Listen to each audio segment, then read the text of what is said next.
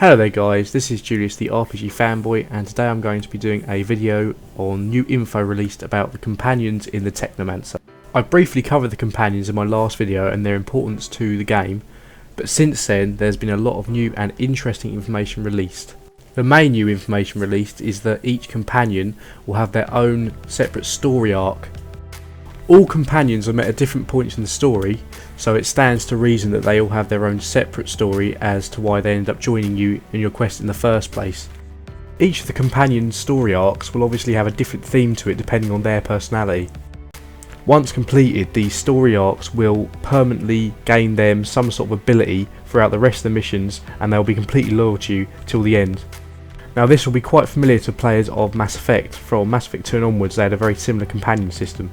All companions will have specific specialisations which will obviously boost the attributes and skills of yourself as you progress through their story arc comparative to your own quest. For example, one of the companions looks to be a scientist or researcher, and he will boost your crafting and alchemy skills.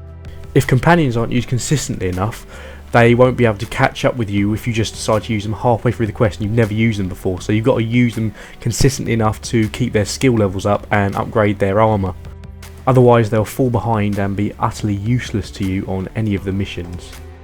As briefly mentioned in my previous video, all the companions have their own moral code, so just be aware when completing missions that certain actions you take, some will agree with, some won't.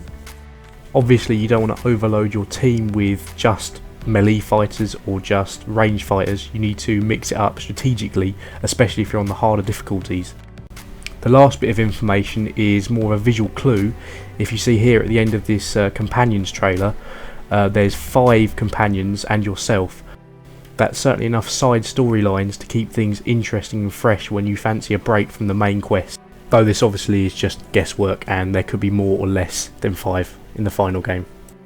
That's all for this video. Thanks once again for watching, and feel free to ask any questions related to the game in the comments. Bye bye for now.